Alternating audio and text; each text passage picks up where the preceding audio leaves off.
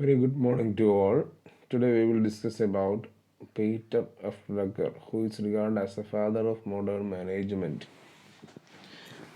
ഇന്ന് നമ്മൾ പറയുന്നത് മാനേജ്മെൻറ്റ് തിങ്കർമാരെ പറ്റിയിട്ടാണ്. അതിൽ പീറ്റർ എഫ് ഡ്രക്കറിനെ പറ്റിയിട്ടാണ് ഇന്ന് നമ്മൾ പറയുന്നത്. അദ്ദേഹം മോഡേൺ മാനേജ്മെൻറ്റിൻ്റെ പിതാവായിട്ട് അറിയപ്പെടുന്ന ഒരാളാണ്. ബോൺ ഇൻ വിയന്ന, ഓസ്ട്രേലിയയിലെ വിയന്നയിലാണ് ജനിച്ചത്. Earned doctorate in international law in Germany. Moved to US and became a citizen in 1943. Professor at New York University, professor at Claremont Graduate University, and awarded a Presidential Medal of Freedom by George W. Bush in 2002. International ലോയിൽ doctorate ജർമ്മനിയിൽ നിന്ന് നേടുന്നു, US മാറുന്നു, അവിടുത്തെ citizen ആവുന്നു 1943. New York യൂണിവേഴ്സിറ്റിയിലെ പ്രൊഫസറാണ് 1950 മുതൽ 71 വരെ. ദെൻ ക്ലെയർമൗണ്ട് ഗ്രാജുവേറ്റ് യൂണിവേഴ്സിറ്റിയിലെ പ്രൊഫസറാണ് 1971 മുതൽ 2005 വരെ. പ്രസിഡൻറ്റിൻ്റെ അമേരിക്കൻ പ്രസിഡൻറ്റിൻ്റെ എന്താണ് ഫ്രീഡം മെഡൽ എന്ത് ചെയ്യുന്നത്, മെഡൽ ഓഫ് ഫ്രീഡം ആര് കൊടുത്തിട്ടുണ്ട്? George W. ബുഷ് 2002 അദ്ദേഹത്തിന് കൊടുത്തിട്ടുണ്ട്. So among the contemporary management thinkers, Peter Drucker outshines all. He has varied experience and background, which include psychology, sociology, law, and journalism. Through his consultancy assignments, he has developed solutions to the number of managerial problems. Therefore, his contribution cover various approaches of management. He has written many books and papers. So among the contemporary management thinkers, അപ്പം നിലവിലുള്ള management തിങ്കേഴ്സിൻ്റെ ഇടയിൽ Peter Drucker ഔട്ട്ഷൈൻസ് ഉള്ളത്. Peter ഡ്രക്കറാണ് എല്ലാ ആളുകളെയും കടത്തിവിട്ടുക എന്ന് പറയുന്നത്. ഔട്ട്ഷൈൻസ് ചെയ്യുന്ന ഏറ്റവും നല്ല പെർഫോം ചെയ്യുന്നത് ആരാണ്? പീറ്റർ എഫ് ഡ്രക്കറാണ്. He has varied experience and background. അദ്ദേഹത്തിന് വളരെ വ്യത്യസ്തമായിട്ടുള്ള എക്സ്പീരിയൻസ് ഉണ്ട്. അതേപോലെ അദ്ദേഹത്തിൻ്റെ സൈക്കോളജി ബാക്ക്ഗ്രൗണ്ട് ഉണ്ട്, സോഷ്യോളജി ബാക്ക്ഗ്രൗണ്ട് ഉണ്ട്, ലോ ബാക്ക്ഗ്രൗണ്ട് ഉണ്ട്, ജേർണലിസം ബാക്ക്ഗ്രൗണ്ട് ഒക്കെ അദ്ദേഹത്തിനുണ്ട്. ത്രൂ ഹിസ് കൺസൾട്ടൻസി അസൈൻമെൻറ്റ്സ്, അദ്ദേഹത്തിൻ്റെ കൺസൾട്ടൻസി അസൈൻമെൻറ്റിലൂടെ he has developed solutions to number of managerial problems. ഒരുപാട് മാനേജീരിയൽ പ്രോബ്ലത്തിൻ്റെ സൊല്യൂഷൻസ് അദ്ദേഹം എന്ത് ചെയ്തിട്ടുണ്ട്? അദ്ദേഹത്തിൻ്റെ കൺസൾട്ടൻസി അസൈൻമെൻറ്റിലൂടെ അദ്ദേഹം ഡെവലപ്പ് ചെയ്തിട്ടുണ്ട്. Therefore his contribution covers various approaches of management. അതുകൊണ്ട് തന്നെ അദ്ദേഹത്തിൻ്റെ കോൺട്രിബ്യൂഷൻ എന്ന് പറയുന്നത് മാനേജ്മെൻറ്റ് ഒരുപാട് ഏരിയകൾ എന്ത് ചെയ്തിട്ടുള്ളതാണ്? കവർ ചെയ്തുകൊണ്ടുള്ളതാണ്. വേരിയസ് അപ്രോച്ചസ് എന്ത് ചെയ്യുന്നത്? കവർ ചെയ്തുകൊണ്ടുള്ളതാണ്. And he has written many books and papers. ഒരുപാട് പുസ്തകങ്ങളും അതേപോലെ ഒരുപാട് ആർട്ടിക്കിളൊക്കെ ആര് എഴുതിയിട്ടുണ്ട്? പീറ്റർ എഫ് ഡ്രക്കർ എഴുതിയിട്ടുണ്ട്. Major contributions. Some of the major contributions of Peter F. Drucker are as follows: nature of management, management functions, organization structure, federalism, management by objective, organizational change. ഇത്രയാണ് അദ്ദേഹത്തിൻ്റെ പ്രധാനപ്പെട്ട കോൺട്രിബ്യൂഷൻസ്. ചില പ്രധാനപ്പെട്ട contributions. Nature of management. Drucker is against the bureaucratic management and has emphasized the management with the creative and innovative characteristics. The basic objectives of the management is to lead towards innovation. He has treated management as a discipline as well as profession. അപ്പോൾ നോക്കാം എന്താണ് nature of മാനേജ്മെൻറ്റിൽ അദ്ദേഹത്തിൻ്റെ contribution. Nature of management, അദ്ദേഹത്തിന് എന്ത് ഇഷ്ടമില്ലായിരുന്നു അല്ലെങ്കിൽ എന്തിന് against ആയിരുന്നു? Bureaucratic മാനേജ്മെൻറ്റിനോട് അദ്ദേഹത്തിനോട് എതിർപ്പായിരുന്നു. And has emphasised management with creative and innovative characteristics. എന്താണ്? വളരെ ക്രിയേറ്റീവായിട്ടുള്ള ഇന്നോവേറ്റീവായിട്ടുള്ള ഫീച്ചേഴ്സൊക്കെ ഉള്ള മാനേജ്മെൻ്റ് ആവണം എന്നാണ് അല്ലെങ്കിൽ അങ്ങനെയുള്ള ക്രിയേറ്റീവും ഇന്നോവേറ്റീവും ആയിട്ടുള്ള മാനേജ്മെൻറ്റിനാണ് ആര് കൂടുതൽ പ്രാധാന്യം കൊടുത്തിട്ടുള്ളത്? പീറ്റർ എഫ് ഡ്രക്കർ കൂടുതൽ പ്രാധാന്യം കൊടുത്തിട്ടുള്ളത്. The basic objective of management is to lead towards innovation. അതൊരു മാനേജ്മെൻറ്റിൻ്റെ ബേസിക് ഒബ്ജക്റ്റീവ് എന്ന് പറയുന്നത് എന്തിലേക്കുള്ള ഒരു വായനയായിരിക്കണം? ഇന്നവേഷൻ അല്ലെ പുതുതായിട്ടുള്ള നൂതന രീതികളിലേക്കുള്ള ഒരു വായനയായിരിക്കണം എന്നാണ് അദ്ദേഹം പറഞ്ഞിട്ടുള്ളത്. And he has treated management as a discipline as well as profession. മാനേജ്മെൻറ്റിനെ ഒരു ഡിസിപ്ലിൻ ആയിട്ട്, മീൻസ് ഡിസിപ്ലിൻ എന്ന് പറഞ്ഞാൽ ഒരു ഫീൽഡ് ഓഫ് സ്റ്റഡി ആയിട്ട്, പ്രൊഫഷൻ നമ്മൾ പഠിച്ചതാണ് എന്താണെന്നുള്ളത്, ഒരു പ്രൊഫഷനായിട്ടും അതേപോലെ ഒരു ഡിസിപ്ലിൻ ആയിട്ടുമാണ് അദ്ദേഹം എന്ത് ചെയ്തിട്ടുള്ളത്, മാനേജ്മെൻറ്റിനെ ട്രീറ്റ് ചെയ്തിട്ടുള്ളത്. ഇതാണ് നാച്ചർ ഓഫ് മാനേജ്മെൻറ്റ് അദ്ദേഹത്തിൻ്റെ സംഭാവന. അടുത്താണ് management functions. According to Drucker, management is the organ of its institution. Management എന്ന് പറയുന്നത് ആ ഇൻസ്റ്റിറ്റ്യൂഷൻ്റെ പ്രധാനപ്പെട്ട അവയവമാണ്, ഓർഗനാണ് എന്നാണ് ആര് പറയുന്നത്, ഡ്രക്കർ പറയുന്നത്. Accordingly, there are three basic functions of a manager which he must perform to enable the institution to make its contribution. അതായത് ഈ ഇത് പ്രകാരം അല്ലെങ്കിൽ പീറ്റർ ഓഫ് ഡ്രക്കറുടെ ധാരണ പ്രകാരം പ്രധാനമായിട്ടും 3 ഫങ്ഷൻസാണ് ഒരു മാനേജർ എന്ത് ചെയ്യേണ്ടത്, പെർഫോം ചെയ്യേണ്ടത്. എന്തിനു വേണ്ടിയിട്ട്, enable institution to make its contribution. ഒരു ഇൻസ്റ്റിറ്റ്യൂഷന് അതിൻ്റെ കോൺട്രിബ്യൂഷൻ നൽകുവാൻ വേണ്ടിയിട്ട് 3 ഫങ്ഷൻസാണ് എന്ത് ചെയ്യേണ്ടത്, മാനേജർ പെർഫോം ചെയ്യേണ്ടത്. ഒന്ന്, the specific purpose and mission of the institution, whether business, hospital or university. നമ്മൾ പറയുന്നത് എന്താണ് ഓർഗനൈസേഷൻ്റെ സ്പെസിഫിക് പർപ്പസ്, മിഷൻ എന്താണ്, അത് എന്ത് തന്നെ ആയാലും ഓഫ് ദി ഇൻസ്റ്റിറ്റ്യൂഷൻ, അത് ബിസിനസ് ആയാലും അതേപോലെ ഹോസ്പിറ്റലായാലും യൂണിവേഴ്സിറ്റി തന്നെ ആയാലും എന്ത് വേണം, ഒരു സ്പെസിഫിക് പർപ്പസും വേണം, അതിന് എന്ത് വേണം, ഒരു മിഷനും വേണം. And for making work productive and the worker achieving. എന്താണ് മേക്ക് എന്താണ്, വർക്ക് ചെയ്യുന്ന വർക്ക് എന്തായിട്ട് മാറ്റുക, പ്രൊഡക്റ്റീവായിട്ട് മാറ്റുക. അതേപോലെ എന്താണ് വർക്കേഴ്സിന് എന്താണ് അച്ചീവിങ് ആയിട്ട് മാറ്റുക. വർക്കേഴ്സൊക്കെ വളരെ പ്രൊഡക്റ്റീവായിട്ട് നല്ല രീതിയിൽ എന്ത് ചെയ്യുന്നത്, അവരുടെ ടാർഗറ്റും കാര്യങ്ങളൊക്കെ അച്ചീവ് ചെയ്യുന്ന ആളുകളാക്കിയിട്ട് എന്ത് ചെയ്യുക, മാറ്റുക. And managing social impacts and social responsibilities. എന്താണ് സോഷ്യൽ ഇമ്പാക്ട്സും സോഷ്യൽ റെസ്പോൺസിബിലിറ്റീസും ഒക്കെ എന്ത് ചെയ്യുക, മാനേജ് ചെയ്യുക. And all these 3 functions are performed simultaneously within the same managerial action. എന്താണ് ഈ 3 ഫങ്ഷൻസും എന്ത് ചെയ്യണം, സൈമൾട്ടേനിയസ്ലി എന്ത് ചെയ്യുക, പെർഫോം ചെയ്യുക, എന്ത് ചെയ്യുക, സെയിം മാനേജറിയൽ ആക്ഷനാൽ. So a manager has to perform several functions. ഒരുപാട് ഫങ്ഷൻസ് ഉണ്ട് അല്ലേ. Setting up of objectives, making, then organising and എന്താണ് motivating. So Drucker has attached great importance to the objective setting function and has specified 8 areas where the clear objective setting is required. അതേപോലെ തന്നെ അദ്ദേഹം എന്ത് ചെയ്ത് പറഞ്ഞിട്ടുണ്ട്, objective സെറ്റിങ്ങിന് വളരെ അധികം പ്രാധാന്യം കൊടുത്തിട്ടുള്ള ഒരു മാനേജ്മെൻറ്റ് തിങ്കറാണ് പീറ്റർ ഓഫ് ഡ്രക്കർ. അദ്ദേഹം എന്തൊരു 8 ഏരിയാസ് എന്ത് ചെയ്തിട്ടുണ്ട്, സജസ്റ്റ് ചെയ്തിട്ടുണ്ട്, എവിടെയൊക്കെയാണ് കൃത്യമായിട്ട് ഒബ്ജക്റ്റീവ് എന്ത് ചെയ്യേണ്ടത്, ലേ ഡൗൺ ചെയ്യേണ്ടത് എന്ന്. ആ പ്രധാനപ്പെട്ട ഏരിയാസ് നോക്കുക: market standing, innovation, productivity, physical and financial resources, profitability, managerial performance and development, worker performance and attitude and public responsibility. ഇദ്ദേഹം ഈ ഏരിയകളിലൊക്കെ എന്ത് ചെയ്യണമെന്ന് ആവശ്യപ്പെട്ടു, കൃത്യമായിട്ടുള്ള ഒരു ഒബ്ജക്റ്റീവ് എന്ത് ചെയ്യണം, ഡിഫൈൻ ചെയ്യണം എന്ന് അദ്ദേഹം ആവശ്യപ്പെട്ടു. Then organizational structure. Drucker has decreed bureaucratic structure because of its too many dysfunctional effect. എന്താണ് അദ്ദേഹത്തിന് എന്ത് ഡിനേ ചെയ്ത ഒരാളാണ്, ബ്യൂറോക്രാറ്റിക് സ്ട്രക്ചർ ഡിനേ ചെയ്ത ഒരാളാണ് അദ്ദേഹം ഒഴിവാക്കി. എന്താ കാരണം, ഒരുപാട് ഡിസ്ഫങ്ഷണൽ ഇഫക്റ്റ് ഉണ്ട് അല്ലേ, എന്താണ് പ്രവർത്തനക്ഷമമല്ലാത്ത ഒരുപാട് പ്രത്യാഘാതങ്ങൾ എന്തിനുണ്ട്, ഈ ബ്യൂറോക്രാറ്റിക് മോഡൽ സ്ട്രക്ചറിനുണ്ട് എന്നാണ് അദ്ദേഹം പറയുന്നത്. അതുകൊണ്ട് തന്നെ therefore it should be replaced. അതെന്ത് ചെയ്യേണ്ട ആവശ്യമുണ്ട്, റീപ്ലേസ് ചെയ്യണം, അത് മാറ്റപ്പെടണം. He has emphasized 3 basic characteristics of an effective organization structure. അദ്ദേഹം എന്താണ് ഒരു 3 ക്യാരക്ടറിസ്റ്റിക്സ്, ഒരു എഫക്റ്റീവ് ഓർഗനൈസേഷൻ സ്ട്രക്ചറിനുണ്ടായിരിക്കേണ്ട 3 പ്രത്യേകതകളെ പറ്റിയിട്ട് അദ്ദേഹം എന്ത് ചെയ്യുന്നുണ്ട്, പറയുന്നുണ്ട്.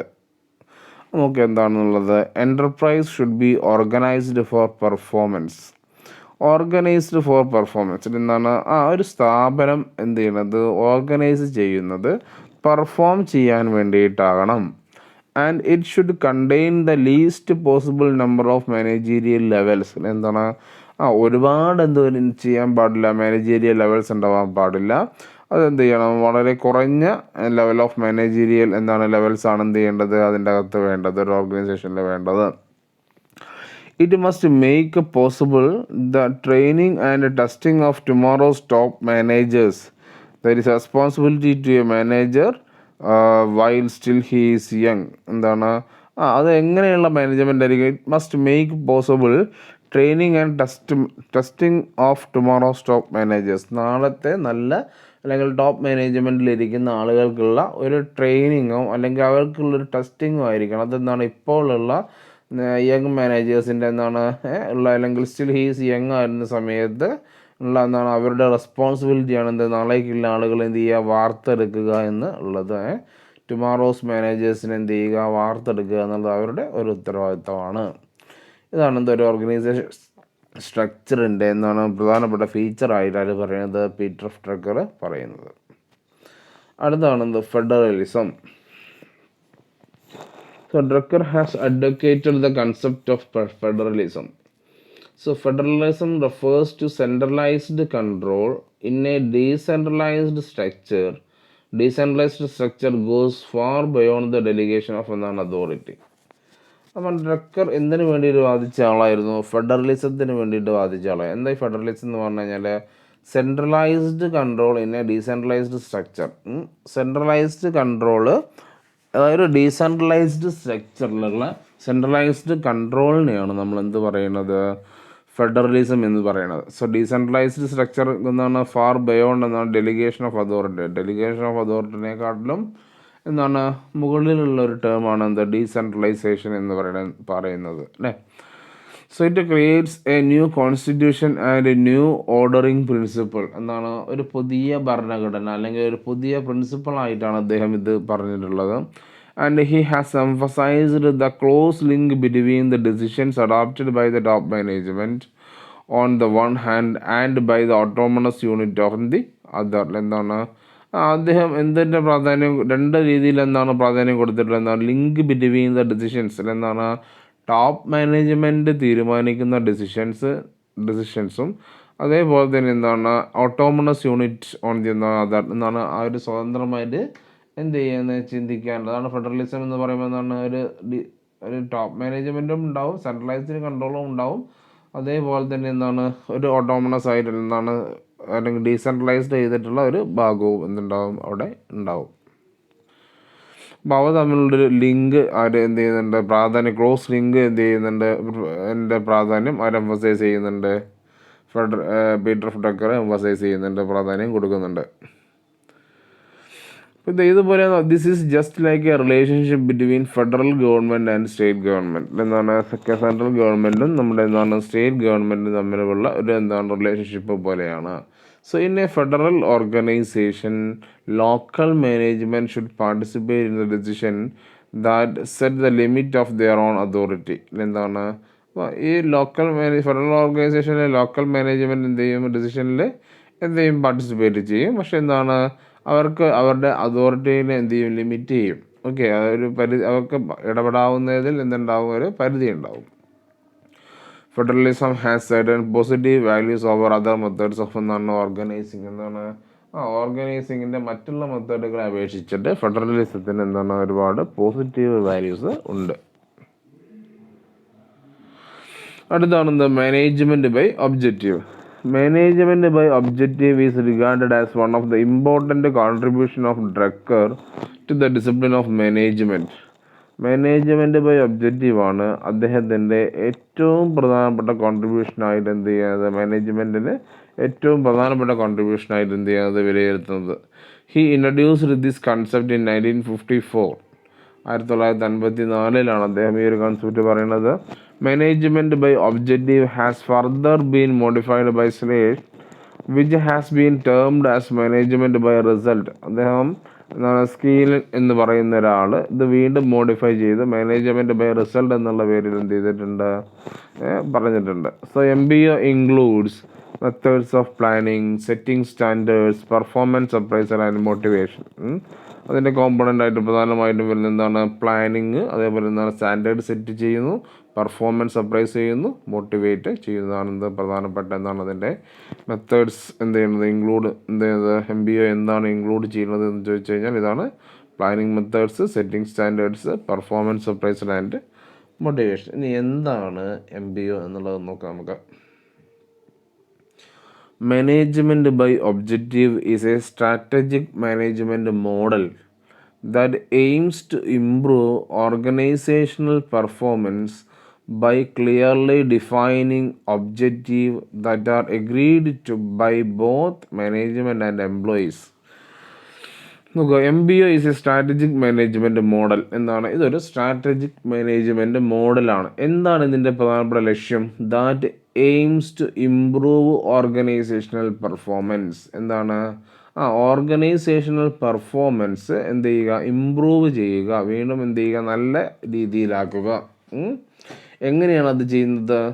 by clearly defining objective that are agreed to by both management and employees. എന്താണ് ഒബ്ജക്റ്റീവ്സിനെ നല്ല രീതിയിൽ ഡിഫൈൻ ചെയ്തുകൊണ്ട്, അതായത് മാനേജ്മെൻറ്റും എംപ്ലോയീസും എഗ്രി ചെയ്തുകൊണ്ട് ഒബ്ജക്റ്റീവിനെ നല്ല രീതിയിൽ ഡിഫൈൻ ചെയ്തുകൊണ്ട് ഓർഗനൈസേഷണൽ പെർഫോമൻസ് കൂട്ടുക എന്നുള്ള ലക്ഷ്യത്തോടു കൂടി എന്ത് ചെയ്യുന്ന ഇംപ്ലിമെൻറ്റ് ചെയ്യുന്ന സ്ട്രാറ്റജിക് മാനേജ്മെൻറ്റ് മോഡലിനെയാണ് നമ്മൾ എന്ത് പറയുന്നത്? മാനേജ്മെൻറ്റ് ബൈ ഒബ്ജക്റ്റീവ് എന്ന് പറയുന്നത്.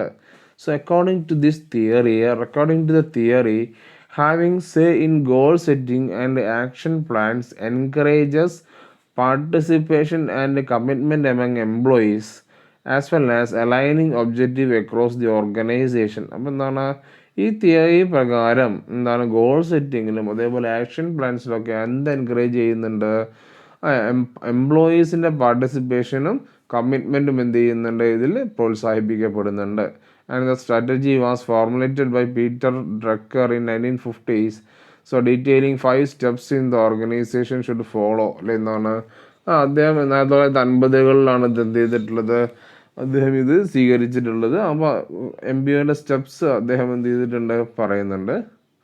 നോക്കുക, ഡിഫൈൻ ഓർഗനൈസേഷണൽ ഗോൾ എന്ത് ചെയ്യുക? ഡിഫൈൻ ചെയ്യുക. Then define employee objectives.